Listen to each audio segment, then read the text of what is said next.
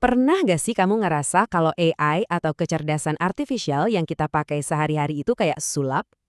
Nah, kali ini kita bakal bongkar rahasianya dan lihat metode di balik keajaiban itu. Yuk kita bedah bareng-bareng. Kita tinggal minta tolong asisten AI buat urusan kerjaan.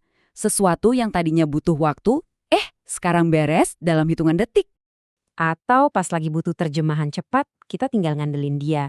Batasan bahasa jadi kayak nggak ada lagi. Kita bisa nyambung sama siapa aja di seluruh dunia. Bahkan buat permintaan yang kelihatannya simpel dan iseng kayak gini, di baliknya itu ada proses yang rumit banget loh. Nah, ini dia pertanyaan besarnya. Gimana caranya perintah sederhana kita itu bisa diubah jadi hasil yang benar-benar nyambung? Inilah yang akan kita jelajahi. Dari yang tadinya kita anggap sihir, sampai kita benar-benar paham metodenya.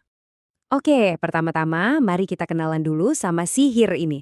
Sebenarnya ini sama sekali bukan sihir, tapi sebuah sistem cerdas yang dirancang buat meniru cara manusia berpikir. Jadi kuncinya di sini tuh ini, AI itu cuma perangkat lunak. Dia pakai aturan dan pola yang namanya algoritma buat memproses data dan nyelesain tugas. Dia nggak benar-benar berpikir kayak kita, tapi jago banget buat niruin prosesnya. Dan kita udah sering banget ketemu AI di mana-mana. Mulai dari chatbot yang jawab pertanyaan kita, asisten virtual di HP, sampai penerjemah otomatis. Semuanya itu bentuk AI yang kita pakai hampir setiap hari. Sekarang kita masuk ke metode pertama. Gimana sih cara kita ngobrol sama AI? Ternyata kualitas jawaban yang kita dapat sangat bergantung sama kualitas pertanyaan yang kita kasih. Setiap kali kita berinteraksi sama AI, alurnya selalu 3 langkah simpel ini. Kamu kasih input, AI memprosesnya pakai data dan algoritma, terus dia kasih output.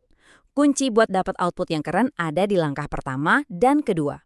Coba deh bayangin AI itu kayak seorang pemandu wisata. AI yang kurang pintar cuma ngasih jawaban seadanya, singkat dan nggak ngebantu. Tapi AI yang hebat, yang diproses pakai data yang kaya, bisa kasih kita konteks, detail, dan jawaban yang benar-benar berguna. Persis kayak pemandu wisata ahli di Borobudur. Terus, gimana caranya ngasih input yang bagus? Nah, kamu bisa coba pakai metode create ini. Kasih AI sebuah karakter. Jelaskan permintaan kamu, kasih contoh hasil yang kamu mau, minta penyesuaian gaya bahasa, dan tentukan jenis outputnya. Dengan cara ini, kamu bukan cuma nanya, tapi kamu lagi ngarahin AI-nya. Oke, kita udah tahu cara ngasih input yang baik. Tapi, apa sih yang sebenarnya terjadi di tahap proses? Gimana caranya AI bisa belajar buat ngerti semua informasi itu? Yuk, kita lihat gimana mesin ini belajar. Jawabannya ada di sesuatu yang disebut supervised machine learning atau pembelajaran mesin terarah. Anggap aja ini kayak kita lagi belajar pakai kartu contekan. Kita kasih lihat gambar ke AI, terus kita kasih tahu jawabannya. Setelah lihat ribuan contoh, lama-lama dia mulai ngenalin polanya sendiri. Biar gampang, kita coba pakai contoh sederhana ya. Kita mau ngajarin AI buat nebak apakah seekor kuda bakal gigit atau enggak. Cuma dari fotonya aja. Kita nggak akan kasih dia buku tentang perilaku kuda, kita cuma kasih dia banyak gambar. Penting buat diingat, AI ini nggak ngerti apa itu kuda atau gigitan. Dia cuma dilatih buat nyari pola visual. Nah, dalam kasus ini, kita suruh dia fokus ke 2 hal aja, mata sama mulut kudanya. Dan ini dia logika AI-nya. Dari data berlabel yang kita kasih tadi, AI ngebangun semacam pohon keputusan yang simpel banget. Dia cuma ngikutin aturan jika maka yang sederhana. Jika mulutnya kebuka berarti menggigit. Kalau enggak, cek matanya. Ini bukan pemahaman ya, ini murni pengenalan pola. Proses ngebangun pohon keputusan ini namanya pelatihan atau training. Dan sama kayak kita, manusia, cara AI jadi lebih pintar ya lewat latihan dan pengulangan terus-menerus. Di dunia AI, satu putaran penuh mempelajari semua data latihan itu disebut epoch. Anggap aja kayak seorang siswa yang ngulang baca semua catatannya sekali sebelum ujian. Makin banyak epochnya, makin banyak kesempatan buat modelnya belajar. Tujuan pertama dari pelatihan ini jelas banget. Naikin akurasi. Kita mau persentase tebakan benernya jadi setinggi mungkin. Nah, di sisi lain, kita juga mau nurunin tingkat kesalahannya, atau yang istilah teknisnya disebut loss. Makin sedikit kesalahan yang dibuat pas latihan, makin bagus performanya nanti pas ketemu data baru.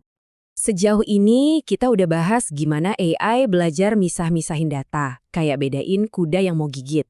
Tapi, disinilah keajaiban sesungguhnya dimulai.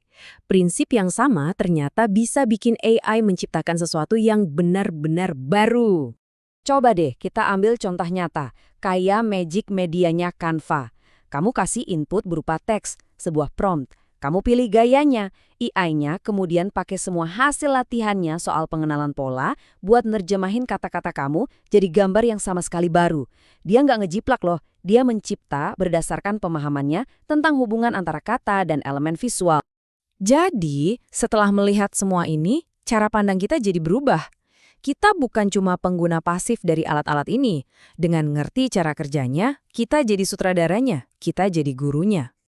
Kamu sekarang tahu kalau kualitas hasil itu tergantung sama perintahmu. Kamu tahu kalau AI itu belajar dari contoh yang kamu berikan. Jadi pertanyaannya sekarang bukan lagi AI bisa bantu apa ya, tapi lebih ke aku mau ngarahin AI ini buat bikin apa ya?